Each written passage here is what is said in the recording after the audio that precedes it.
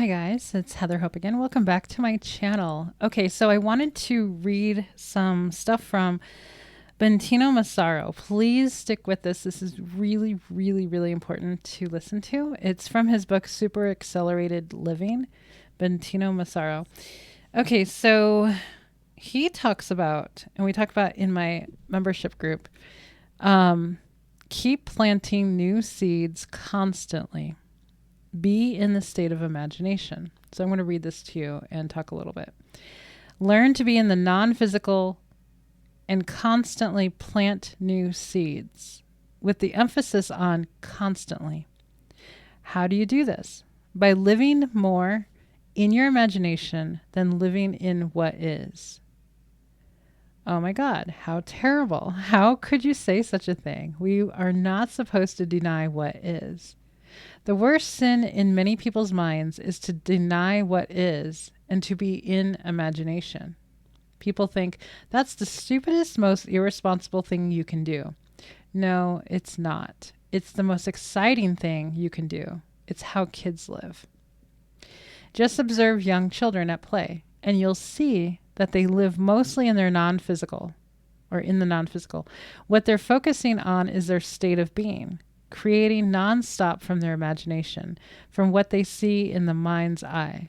You don't see children focus on the circumstances and the logistics and the have-tos and the how-tos. They're still in the original state of consciousness, which is non-physically focused and which understands that the physical focus or the physical reflection is simply a natural expression of the non-physical state that came before it. So this was the section that I underlined like everything. There's certain paragraphs that I literally underlined every single word and sentence, and because it's so good. If you are always in the imaginative state, then you are always in the super accelerated way of living. You will attract to yourself the things you desire much more rapidly than everyone around you. Way faster than those who are focused on what is, and who therefore keep recreating the past into the future, calling it the present. The present is always the past. Do not focus on what is. It's not spiritual. It's not enlightened. It's very, very stupid. Focus instead on what you want to see. See only your preference. This is one of his emphasized things in his teaching, is see only your preference. Learn to do just this one trick. In fact, if you practice even one of these principles to the T all the way, if you devote yourself completely to any of these points, well, let's say 2 of them just to have some variety, you will start living a super accelerated life. Things will start changing and magic will start happening. Before long, you will have so many confirmations that you will know for a fact that life is a fairy tale. That's how it works, ladies and gentlemen. That's how it works. Reality is not real. It is not physical. It is not solid. It is not what is. So keep planting new seeds constantly. How do you do that? Right now, ask yourself, what excites you the most to imagine? Many people have blocked themselves from accessing their excitement. What do you mean? What excites me the most? Yeah, I can imagine something, but don't quibble. Just start practicing it. At some point, you'll get glimpses that hit the right spot. You'll imagine something and suddenly feel, and a wave of bliss will come over you. That's the state we are supposed to be in all the time. That's why we are here. That's how we are designed. We are children of God, so be in God. If at any time you're focused on what is, and you notice your vibration is sort of mediocre or low, or even just fine, good, or nice, know that this is all very low. You don't want that. You don't want nice. You don't even want great.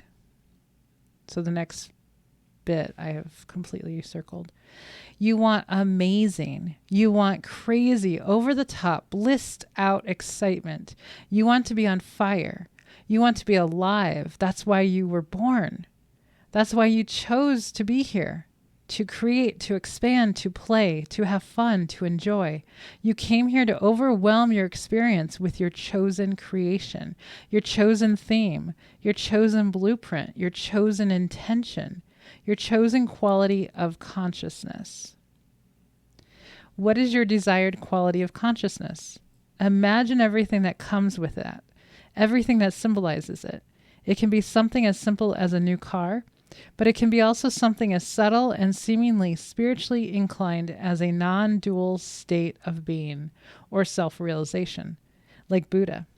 It doesn't matter. It can be anything. In my eyes, these two things, a car or a non-dual state, are equally as enlightened. At some point, you will lose complete sense of what enlightenment is. If you are truly living as yourself, you have no clue as to what it is. It disappears from view. If there's still such a thing as enlightenment, you are not enlightened. So to be enlightened, drop all judgment, drop all bias, and simply know that all of life, all of creation is equally valid. Now, with the understanding that all of creation is equally valid, what is it that you would draw the most excitement from right now? If you can imagine it, can you find something? Tune into your vibration. Be aware of your state of being right now and see what you're sending out. What are you vibrating as right now? And then what would you like that to become? How would you like to feel instead? Remember, the way you feel right now is going to attract a physical reality that represents that exact state of being. So if you don't feel good right now, you are ensuring that your future will look ugly. It's powerful. Who do you want to be in control, your unconscious mind or your conscious choice? It's up to you, and it's all equally valid. You can create a random reality for the rest of your life and not know who you are, not feel worthy or desiring of what you desire, and not feel worthy of creating what you want. But please know that you came here to be worthy of creating what you desire. That is your sole purpose. You can pretend to be selfless by not desiring what you desire, but you are actually being very, very arrogant by doing so. Embrace desire, embrace what you love, embrace your passions, embrace what you really want. When you embrace desire, you are in tune with your higher self. So you're actually being non-arrogant. You're being transparent, and you're actually being free. So always keep planting new seeds, but don't stick around to watch them grow. Don't monitor the germination process. In other words, never wait. If you are constantly generating new seeds of consciousness, new ideas, new imagined scenarios, if you stay constantly in the imagination state, then you are automatically not waiting to see what happens to the seeds you planted before this moment. What often happens is that you imagine something new and it excites you, and then physical manifestations start showing up, giving you evidence of your imaginative power. Someone might call you with the information about the very thing you were just thinking about an hour before.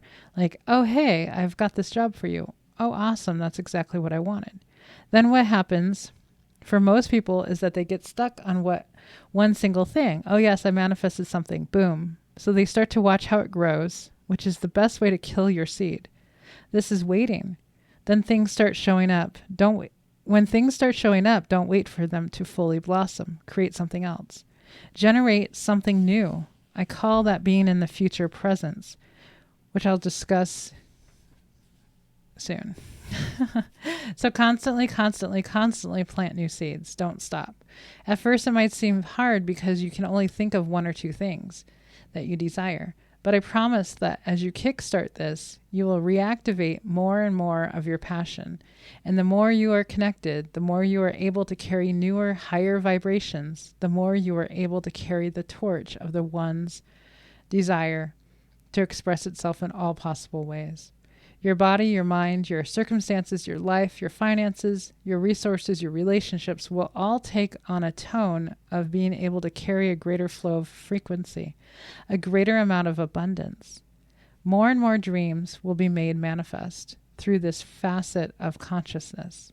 This being that we call you because you are opening up to your authentic desires.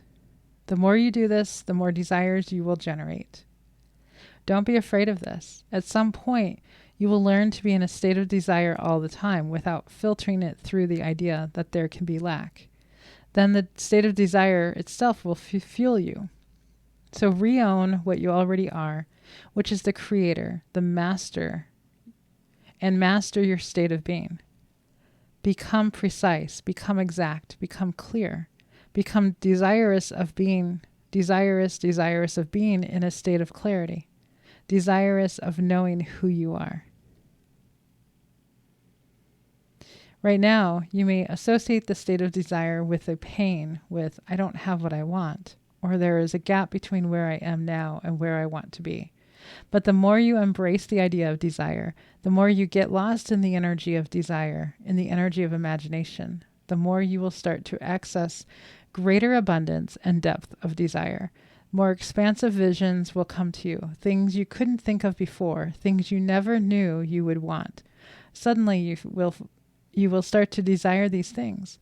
This is a beautiful phenomenon. It's not ugly in any way. When you reach this point, having desires won't cause you suffering anymore, because you will have transcended the idea that there could be lack. You will be in the abundant state of desire itself, having mastered your state of being in the now. So there's so much more to this book, but I really wanted to share that. I mean, I kept my husband up last night telling him, reading this to him. So that is from Bentinho Massaro, Super Accelerated Living, How to Manifest an Epic Life. So he's an incredible teacher. Okay, guys, I wanted to give you that today, and I will be back again very soon. Take care. Bye-bye.